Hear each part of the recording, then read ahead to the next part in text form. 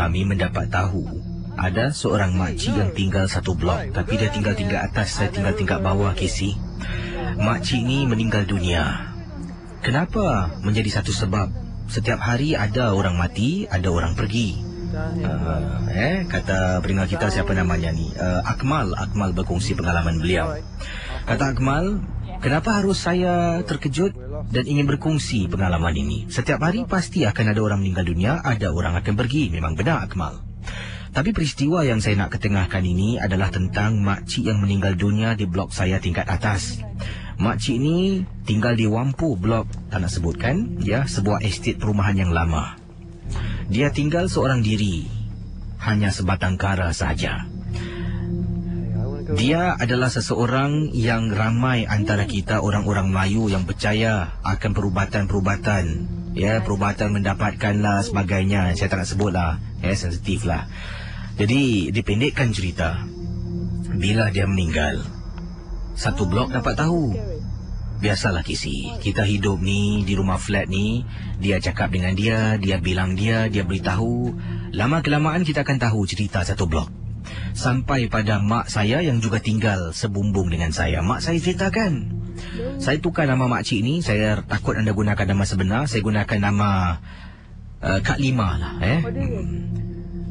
Mak saya tanya, Mal, Kak Lima tingkat atas dah meninggal tau.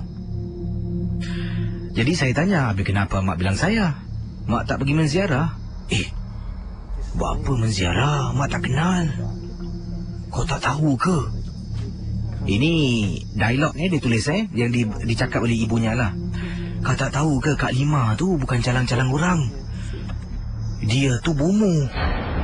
Jadi saya tanya lagi, ada apa kena mengena dengan mak? Mak jangan campurlah hal orang. Dahlah susah nak cakap dengan kau. Kau tahu tak? Orang bomoh ni kalau mati, dia akan tinggalkan segala harta pusaka. Maksudnya di sini, Kisi, dia akan tinggalkan segala barang-barang yang dia pelihara. Pada mulanya saya susah nak percaya. Sampailah 4 hari kalau tak silap saya setelah saya dapat tahu berita dia meninggal.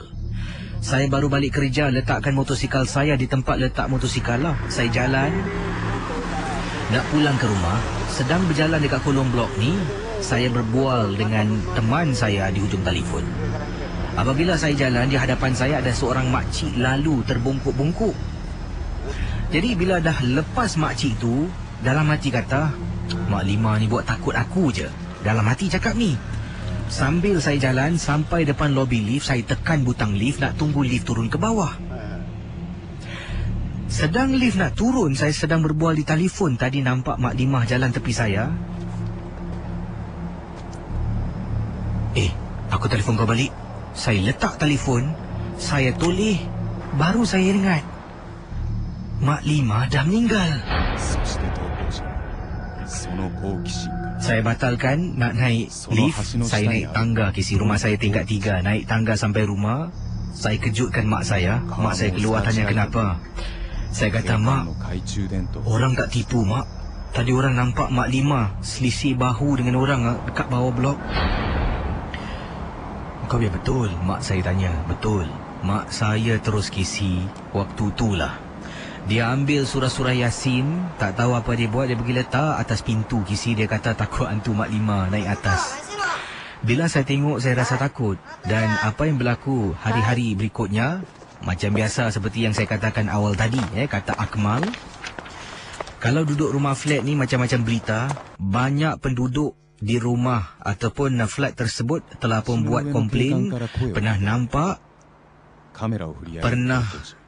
katanya nampak diganggu dan dengar gangguan dekat blok kita.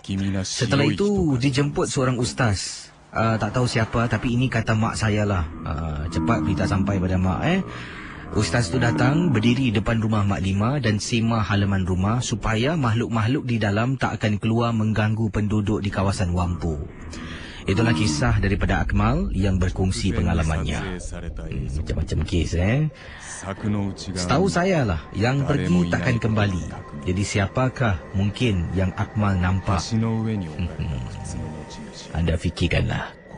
Daripada Siti, apa khabar Kisi? Khabar baik. Saya ingin berkongsi kejadian.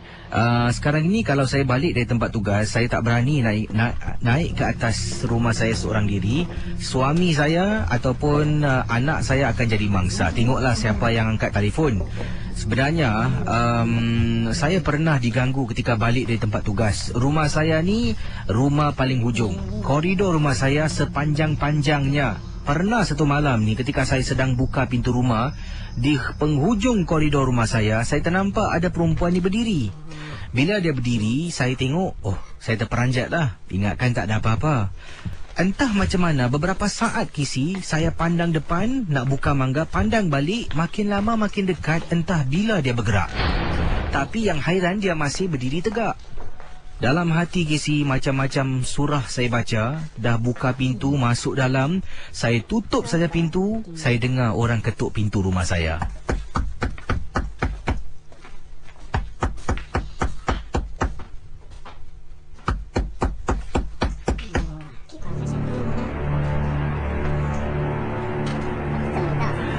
Jadi kata teman kita ni lah, bila dengar orang ketuk pintu, takkanlah Kisi orang tu gitu jauh. Tak nampak dia berjalan sampai depan pintu. Saya tak buka pintu, tak berani nak teropong. Kebetulan Kisi, suami saya bangun dari bilik, ingatkan saya yang ketuk pintu rumah. Suami saya keluar dari bilik, kata, siapa ketuk pintu, saya tak buka. Saya giling kepala, tak tahu nak cakap apa. Suami datang ke depan pintu, saya tarik tangan suami. Jangan bang, jangan. Kisi, suami saya degil. Dia pergi depan pintu, dia buka pintu. Yang hairannya, suami saya tak nampak. Depan pintu ada orang berdiri. Suami saya marah. Dia kata apa? Kurang asam ni orang main-main ketuk pintu. Siapa ketuk pintu? Awak tak nampak orang ke? Suami tanya saya. Saya giling kepala, tak tahu nak cakap apa. Suami tutup. Saya suruh suami masuk bilik. Suami masuk bilik tanya.